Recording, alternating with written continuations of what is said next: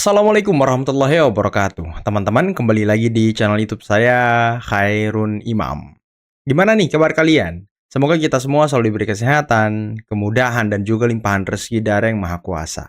Nah, di video kali ini kita akan masih membahas seputar aksi demonstrasi yang terjadi di Jakarta Jumat kemarin yang digelar oleh beberapa elemen mahasiswa, elemen masyarakat sipil, dan juga ada tambahan satu elemen, yakni elemen orang-orang yang kalah pilpres. Waduh. Dan di lokasi aksi, mereka bahu-membahu saling menyuarakan aspirasi masyarakat. Saya curiga, apakah mereka benar menyuarakan aspirasi masyarakat atau sedang memanas-manasi masyarakat agar membenci pemerintah? Waduh, karena dendam-dendam masa pilpres sepertinya masih membekas di hati mereka, teman-teman.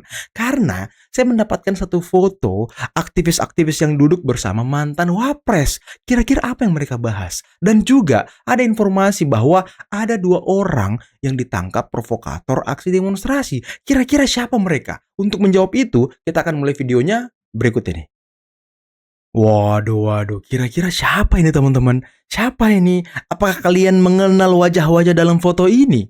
Kalau kita lihat dari kanan ke kiri, ada Ferry Amsari, ada Sudirman Said, ada Pak Yusuf Kalla, dan ada mantan Ketua BEM UGM, Tio, yang sekarang sangat viral karena omongan-omongannya itu yang kasar terhadap Pak Prabowo dan juga pemerintah. Waduh, bukan mengkritik ya, tapi kasar.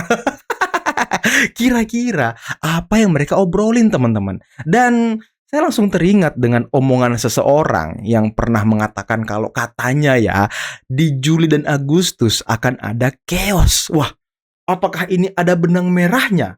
Saya nggak sebut nama lo ya. Silahkan kalian menafsirkan sendiri. Ibu-ibu di sini tidak ada dapur yang ngebul, tidak ada anak-anak yang terdidik, tidak ada... Bentar. Kok spanduknya tangkap Jokowi? Hah? Apa-apaan ini? Dan apakah kalian mengenal ibu-ibu ini, teman-teman? Apakah wajah ibu-ibu ini tidak asing bagi kalian? Suara yang murni. Jadi ibu-ibu Wow. dibanding pejabat pelanggaran itu semua. Dan yang ngomong si Firdian Aurelio kalau nggak salah namanya ya. Apakah kalian tahu dia ini siapa? Hah? Apakah kalian kenal orang ini siapa? Kalau yang laki-laki ini kan kalau nggak salah mantan juru bicara Ganjar dan mantan juru bicara Pramono Anung saat pemilihan kemarin. Dan ibu-ibu ini adalah pendukung Roy Suryo. Nah, apakah ada benang merahnya video ini dengan gambar yang sebelumnya tadi? Wah, ini menarik ini. Ini menarik, teman-teman. Kira-kira apakah mereka sedang berusaha untuk merawat kemarahan masyarakat agar terus membenci pemerintah? Nah, ini menjadi pertanyaan besar kemudian bagi kita semua, ya kan? Nah, ini pendukung-pendukung Roy Suryo nih. Waduh.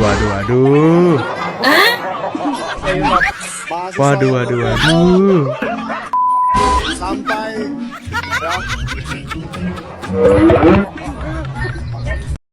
Aduh, datang lagi. Lihat, kalian amankan saya. Kami rakyat. Kalian polisi. Diamankan. Amankan. Rakyat tersisa. Diamankan. Dengan alat-alat itu. Gimana kalian Ini kan- bisa nonton? Kalian cuma bisa nonton. Wow, ibu-ibu tadi itu kan pendukung Roy Suryo juga. Dan tadi dia bilang dia diamankan. Wah, apakah ini terkait aksi demonstrasi Jumat kemarin? Ataukah ini video lain, teman-teman? Kira-kira menurut kalian gimana? Kalau saya melihat sih ini sepertinya bukan video aksi kemarin ya. Ini kayaknya terkait dengan PIK 2 atau apa gitu ya kan. Tapi memang kalau kita lihat kebiasaan-kebiasaan pendukung Roy Suryo ini ya suka memberontak gitu ya kan. Iya nggak sih? Coba komen di bawah ya. 2 orang yang ditangkap dilaporkan bukan mahasiswa. Hal ini ditegaskan oleh Kabid Humas Polda Metro Jaya, Kombes Pol Budi Hermanto dalam keterangannya. Kombes Budi menuturkan 2 orang tersebut diamankan di Ben Hill pada pukul 15.30 waktu Indonesia Barat. Kedua orang tersebut berasal dari kelompok di luar elemen mahasiswa. Saat ini keduanya dalam penyidikan lebih lanjut oleh pihak kepolisian. Kepolisian juga menegaskan bahwa pihaknya mengidentifikasi adanya kelompok penyusup di antara masa aksi. saya sampaikan 2 orang sudah kami amankan. Diamankan di mana? Ya. Diamankan di mana? Ya, ini saat ini masih dibawa oleh Direktorat Reserse Kriminal Umum untuk dilakukan pemeriksaan interogasi yang mendalam. Kami sudah sedikit ya kami sampaikan kepada teman-teman sekalian. Ya, ini diamankan di sekitar wilayah Bendungan Hilir sekitar pukul 15.30 tadi. Ini masih dilakukan pendalaman pada 2 orang yang diamankan tadi. Ya, kami tadi menyampaikan dari pagi bahwa sudah memonitor dan sudah memprofiling, mengidentifikasi beberapa orang yang mencoba mendompleng di kegiatan penyampaian mahasiswa dalam aspirasi di muka umum. Kami menghormati, kami menghargai, dan kita sama-sama mengawal bahwa aspirasi oleh adik-adik mahasiswa ini harus tersampaikan dengan baik dan harus aman dan damai.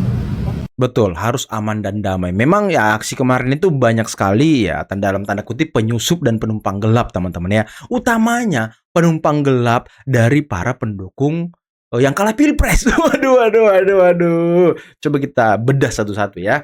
Ada Roy Suryo yang pakai rompi kuning, ngakunya dari UI Watch gitu ya kan. Yang isinya itu para pembenci Pak Jokowi. Kemudian ada gerombolannya Menuk dan juga istri Udin yang hadir di lokasi aksi juga, pegang toa. Ada Tarwiyah, pendukung 01. Ini pendukung Anies semua ini sebenarnya nih ya kan. Jenderal-jenderal lapangan aksi Anies semuanya. Ada Firdian Aurelio. Nah, dia ini mantan jubir Ganjar dan juga Pramono. Dia deket dengan Banteng. Apakah dia juga termasuk kader Partai Banteng? Nah, ini butuh penelusuran lebih lanjut. Tapi teman-teman, yang ditangkap polisi ini bukan dari kaum yang kalah pilpres, tapi dari kaum anarko kalau nggak salah. Yang memang tujuannya datang mau memberontak. Memang tujuannya datang mau membuat chaos. Nah, mereka-mereka ini yang ditangkap oleh polisi, dan polisi menangkap 2 orang dan sudah dilakukan profiling serta akan dilakukan pemeriksaan. Kalau nggak salah kabar terbaru 2 orang ini sudah menjadi tersangka. Jadi bukan dari kalangan orang yang kalah pilpres, bukan. Ini dari anarko yang ditangkap teman-teman. Biar tidak ada misinformasi ya kan yang beredar di dunia maya. Makanya kita luruskan informasi itu. Beliau bilang kalau Ade Darmawan sama Andi Aswan itu dibentak-bentak. Udah nggak perlu takut-takutin seperti itu. Siap. Ya, kan? Ya, saya dapat bocoran dari, itu nggak usah sebut ya, yang berdinas di Polda Metro. Ya. Yang berdinas di Polda Metro. Ya. Yang berdinas di Polda Metro? Hah? Komunikasi dengan Roy Suryo? Hah? Apa ini? Apakah itulah orang yang selama ini membantu dalam tanda kutip Roy Suryo? Makanya itu ya kasus ini sangat lambat, susah naik pengadilan ya kan, sulit diumumkan. Karena mungkin ada tangan-tangan di belakang sana yang juga membantu Roy Suryo. Ya kemungkinan, karena kan ya di samping Roy Suryo sendiri kan Ugro Seno, mantan Wakapolri, sudah barang pasti punya loyalis juga di Polri, ya nggak sih? Ya nggak sih? Ya ini hanya kecurigaan-kecurigaan kita saja ya kan. Jangan-jangan loh ini. Berdinas di Polda Metro. Wow. Beliau bilang kalau Ade Darmawan sama Andi Aswan itu dibentak-bentak oleh salah satu polisi karena mereka berdua mendesak P21. Ini menarik ini Pak. Gitu. Nah, beliau bilang para gerombolan pembela itu nggak bakalan berani lagi nanya apa haknya mereka Pak untuk nanya-nanya P21 gitu. Ya, sama ini Mas. Biasanya kalau ada istilah dulu nih. Ya. Itu kalau ini asli loh, ini ada ini WA-nya. Kalau Siapa misalnya namanya? Suaminya jenderal gitu. Ya. Istrinya komandannya jenderal, Mas. Nah, RI 1,5 kalau dia ada RI 1,5. Jadi ini sama. Ya. Jadi karena merasa di backup oleh mantan presiden, jadi seolah-olah polisi di seluruh Republik Indonesia ini masih tunduk pada presiden, dan dia bisa kalau ada apa-apa bisa lapor kepada presiden. Ngeri kali framingnya ya kan. Kalau nggak menuruti kemauan saya bisa dipindah. Itu pasti terjadi. Siap. Karena sudah banyak korban. Saya tadi. Lah, apa salahnya sih kalau kita menanyakan ke Dirkrimum, Pak, apakah benar sudah P21? Kan nggak ada salahnya. Dan nggak ada salahnya juga kita mendesak Polda Metro agar segera menangkap manusia ini, ya kan? Nggak ada salahnya. Tidak melanggar undang-undang sepertinya ya kan, kalau kita mendesak ataupun memberikan saran masukan kepada Dirkrimum agar menangkap orang ini. Dan siapa tuh tadi yang ngechat Roy Suryo, katanya berdinas di Polda Metro. Waduh. Ternyata Roy Suryo banyak jaringan juga di dalam ya. Apakah mereka jaringannya nih membantu juga Roy Suryo dari dalam? Waduh. Yang tadi saya tetap pada pandangan saya juga bahwa memang itu adalah dokumen pribadi dan tidak untuk disebarluaskan. Tapi saya coba ikuti pola berpikir Bang Gofur. Coba ditunjukkan sudah ditunjukkan, Mbak, di gelar perkara khusus. Apakah Betul. selesai? Penunjukan ijazah masyarakat itu bisa adalah menilai untuk harus kepentingan selesai. pro justisia. Sama Anda sekali salah tidak paham. selesai. Artinya Penunjukan ijazah oleh Pak Joko Widodo dan itu saat itu saya berdebat dengan Tukang Anda. ngamuk, Berjam-jam ya kan? saya berdebat dengan Anda. Tukang Saya ngamuk. katakan bahwa Anda juga bertahan untuk tidak menunjukkan ijazah itu kan, benar nggak? Iya, Anda Ya sudah kan? lihat belum akhirnya? Tapi sebentar dulu. Anda sudah lihat Tapi belum saya akhirnya? katakan bahwa Selesai karena nggak ini perkaranya? penegakan hukum, Sudah ada diperlihatkan, seorang warga selesai negara nggak? ditetapkan sebagai tersangka. Yang harus dibuka Diketawain ijazah. loh. Anda salah memahami bahwa ijazah itu dibuka kepada proses di Polda Metro Jaya itu bukan kepentingan publik. Itu kepentingan laporan Pak Joko Widodo di mana pejuang-pejuang ini ditetapkan sebagai tersangka. Mereka boleh punya hak untuk mengetahui mereka ditetapkan dengan tersangka dengan dalam perkara pidana apa, dengan barang bukti apa, dan mereka harus tahu itu. Jadi Anda salah persepsi. Ini membuktikan Dibuka bahwa itu- diperlihatkan pun tidak selesai. Itu intinya, Mbak. Betul, kena stigmat ya kan. Waduh, tadi Gofur mengatakan pejuang-pejuang ini. Waduh, ngeri sekali pejuang mereka ya kan. Pejuang mereka. Aduh, Gofur. Saya nggak ngerti Kan lagi. tentang bagaimana yang dirasakan oleh masyarakat, dan mereka itu adalah terus terang adalah para penerus generasi muda. Dari sebagian besar adalah para mahasiswa yang salah satu alumninya ada di samping saya, alumni dari Universitas Indonesia. Nah, saya pakai jaket kuning, the yellow jacket. Ini bukan berarti saya sok ngaku-ngaku ya, bukan. Saya bukan sok ngaku-ngaku mahasiswa UI, bukan. Saya tetap lulusan UGM dan bangga tetap dengan kampus saya, tapi bangga juga dengan kampus UI yang hari ini para terjun. Saya selaku anggota UI Watch Plus ya, yang di dalamnya ada Pak TB, Pak Taufik Bahudin, ada Mas Heru, dan juga ada ibu-ibu yang lain, dan juga para pegiat UI, ingin juga memastikan dan juga memberikan semangat untuk semuanya. Satu, untuk para mahasiswa yang lagi demo. Kedua, untuk para anggota Polri yang lagi mengamankan juga. Dan tiga, untuk para anggota TNI yang juga membantu Polri dan juga membantu adik-adik mahasiswa. Mereka bertiga menjalankan tugasnya masing-masing, sehingga mohon agar tidak ada yang menumpang ya. Karena sebenarnya apa yang dituntut oleh Yang menumpang itu kau. memang menarik ya. Jadi Pak Ugro ada di samping kanan saya, dan juga Mas Abdul Ghafur Sangaja di samping kiri saya. Artinya kalau samping itu dari pandangan depan ya. Itu adalah mereka itu sekarang awalnya untuk meminta 5 syarat, Pak.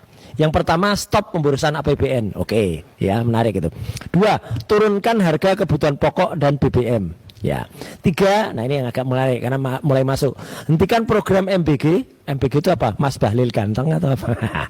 Dan pembangunan Kopdar Merah Putih, Koperasi Desa Merah Putih. Bentar, tadi dia bilang MBG Mas Bahlil Ganteng. Oke, sekarang kita nyanyikan buat dia. MBG Mas Bahlil Ganteng, buah apa yang paling manis? Buah lil. Tambah ganteng saja, my little boy ketan. Waduh, itu lagunya Roy. Biar kau paham ya kan, lagu MBG itu bagaimana. Keempat, hentikan militerisme di ranah sipil. Kemudian yang kelima, meminta Presiden Prabowo untuk berhenti mengelak dan akui kesalahan pemerintah. Nah, tuntutan ini menarik ya, saya bilang menarik. Meskipun ya saya tadi ketika membersamai di jalan juga mengatakan bahwa paling tidak 2 tuntutan yang paling atas itu yang pokok ya gitu. Jadi stop pemborosan APBN. Saya kira itu benar sekali. Kok bisa APBN kita yang sudah terbatas kemudian malah digunakan tuh hal-hal yang mungkin menurut rakyat tidak perlu ya gitu. Karena apa? Karena kita juga tahu ya ada alokasi anggaran yang sebenarnya tidak mesti diprioritaskan tapi masih terus digulirkan kan. Termasuk misalnya perawatan untuk IKN. Yang IKN tuh harusnya segera ditempati oleh Wapres saja, nggak usah banyak-banyak dilihat. Kalau Wapres di sana kan otomatis nanti anggarannya juga akan berjalan ke sana, nggak usah dari sini diremut anggarannya terus diberi ke sana. Nanti akan boncos kita kalau terlalu banyak ke sana. Yang kedua, turunkan harga kebutuhan pokok dan BBM. Nah ini yang sangat dirasakan Pak Ugro dan juga Mas Ghafur. Meskipun yang naik tuh dikatakanlah baru, saya katakan baru ya, karena yang lain belum. Baru Pertamax RON 92 dan juga Pertamax Green. Pertamax RON 92 itu tadinya 12.300, sekarang menjadi 16.250, dan yang tadinya 13.000 ya itu 12.900 itu Pertamax Green, sekarang menjadi 17.000. Dan ini sebenarnya mengikuti ketika Pertamax Dex ya, dan Dex Lite yang untuk teman-teman yang punya mobil diesel itu yang sudah naik 2 atau 3 minggu sebelumnya ya, yang harganya sampai 26.000. Nah, nantinya akan juga membuat semua juga pasti akan naik. Yang saya dengar Pak Gubernur DKI Jakarta ya itu akan juga merancang untuk menaikkan tarif naik untuk Transjakarta. Nah, kalau Transjakarta mulai naik, ini pasti akan ada dampaknya betul ke masyarakat. Karena sekarang beras pun naik, Pak Ugro. Biasanya 70.000, sekarang sudah 100.000 untuk beras kualitas yang premium. Biasa ya, bukan kualitasnya yang premium banget. Kalau premium banget pasti lebih tinggi. Nah, saya ingin coba izin Pak Ugro, saya ke Mas Gafur sebentar ya, gitu ya, Mas Gafur, karena Pak Ugro juga, teman-teman silakan nonton tadi, ada pesan negarawan, pesan yang sangat bagus dari Pak Ugro juga untuk adik-adik yang menjalankan tugas ya untuk Korps Kepolisian supaya mereka tetap tenang, teduh, menjaga. Nah, ini saya ingin tanya dulu ke Mas Gafur, ya selaku alumnus Universitas Indonesia yang mengedepankan semangatnya, veritas, probitas, justisia, ya. Kebenaran, kejujuran, dan juga keadilan. Apa pendapat Mas Gafur terhadap adik-adik yang sekarang sedang berada saat ini juga masih berada di tengah jalan? Silakan, Mas. Aduh, keren kali emang orang-orang ini ya, keren kali. Semua isu ditunggangi loh. Semua isu mereka nempel di situ loh. Luar biasa emang. Semua isu dibicarakan oleh mereka loh. Ya emang Pertamax ini naik. Pertamax ini kan diperuntukkan untuk orang-orang yang hidupnya mungkin ya menengah dan ke atas gitu. Yang dari segi keuangan ya memang dia sudah mampu membeli itu. Contoh misal motor saya kan pakai Pertamax satunya. Yang kemudian gas saya itu gas yang warna pink, bukan gas melon. Jadi kita sebagai orang menengah harus sadar diri juga. Nah, Roy Suryo ini protes Pertamax naik. Kok Anda protes? Yang menikmati Pertamax ini kan orang-orang yang mampu beli mobil, mampu beli motor yang mungkin harganya 35 juta ke atas, yang memang RON-nya itu 91 minimal. Kok Anda protes? Hah? Kenapa? Ini kan minyak dunia ini kan sudah naik sejak bulan April. Kalau nggak salah dari bulan April apa bulan Maret gitu. Sejak Selat Hormuz pecah lah gitu peperangannya kan. Dan kita negara terakhir yang menaikkan Pertamax. Sudah jauh lama pemerintah mengulur. Bahkan saya dengar dari DPR kemarin, itu harusnya BBM kita harganya 20.000. Ini pemerintah masih nahan di 16.000, 17.000. Masih ditahan loh. Kurang baik apa pemerintah? Kurang baik apa? Pertalite nggak naik, subsidi nggak naik. Dan pemerintah menjamin subsidi nggak naik sampai akhir tahun. Ini kan luar biasa. Saya juga akan turun ke jalan. Saya juga akan protes kalau Pertalite yang naik. Karena dampaknya pasti ke masyarakat bawah. Nah, kalau Pertalite naik, sudah barang pasti saya turun ke jalan ikut aksi bersama dengan mahasiswa. Kalau Pertalite naik. Tapi kalau Pertamax, ya udah. Karena yang menikmati Pertamax ini kan sebagian besar adalah menengah sampai ke atas. Nah, kalau saya ada salah kata tadi ataupun salah menganalisis, coba teman-teman komen di bawah biar kita berdiskusi secara sehat gitu ya kan. Kembali agak berbeda dengan ya. Kemarin ketika Bang Rismon berbicara tentang panci, wah ini kelojotan semua ini jadinya nih. Wah, nanti saya akan laporkan, ya kan? Bagaimana bisa Bang Rismon bisa membuat hal itu? Dia kan menuntut orang moral ground-nya harus tinggi kan? Moral ground-nya harus tinggi. Iya, orang lain gitu loh. Bercermin nggak pada diri sendiri? Ya kan? Ternyata hari ini juga ada di tirto.id. Di situ dijelaskan semua sampai bukan hanya panci yang nggak dipulangkan, dikembalikan sampai per 2018 ada 210 unit itu lensa kamera. 210 unit. Totalnya itu 2,1 miliar. Oh, keren sekali. Bisa diambil kayak gitu. 2018 belum dibalikin. Belum dibalikin. 2014. Itu ada di Tirto ID itu. Bahkan lampirannya juga dari LHP BPK, laporan hasil pemeriksaan BPK itu semua ada di list itu semua. Apanya? Di samping lensa kamera ada kamera digital juga 208 unit. Totalnya hampir 1,5 miliar. Hafal ya. Soalnya baru tadi saya baca. Nah, terus ada item-item alat untuk studio gambar, kayaknya mencuci cetak gitu ya, cetak foto. Itu 1,3 miliar. 1,3 miliar. Wow. Jadi selama ini seperti di downgrade seolah-olah dia tidak memulangkan hanya panci. Iya. Di downgrade, padahal banyak barang-barang besar gitu. Makanya kenapa dulu nggak ditangani KPK? Harusnya kan Kemenpora laporkan saja ke KPK biar selesai. Tapi menurut dia ini sudah ingkrah di pengadilan katanya. Ingkrahnya kan yang saya baca itu karena Pak Imam Nahrawi mencabut gugatannya perdata. Kelanjutan tentang penyerahan item-item itu yang merupakan hasil dari temuan BPK kan nggak ada. Ada ya? Item-item itu. Jadi totalnya itu 8,5 miliar, bro. 8,5 miliar ya. Per 2016 dia hanya memulangkan barang-barang sekitar nilainya 500 juta per 2016. Disurati 3 kali sampai 2018 8,5 miliar itu sekitar 3.200 item belum dibalikkan. 3.201 besar itu taruh di. Waduh, sepertinya perseteruan Roy Suryo sama Rismon ini makin panas ya, terkait dengan kasus dugaan membawa pulang aset negara dan lain sebagainya. Karena ya Rismon sudah dilaporkan oleh Roy Suryo di Polda Metro Jaya atas kalau nggak salah tuduhan apa gitu. Pokoknya dia dilaporkan atas tuduhan panci-panci itulah. Nah, kira-kira ke depannya gimana nih? Karena kalau kita lihat Rismon ini juga sudah dikepung 3 atau 4 laporan polisi, teman-teman. Aduh, kasihan sekali ya. Lepas dari 1 laporan Pak Jokowi, dikepung 4 laporan. Aduh, nasib kau mon.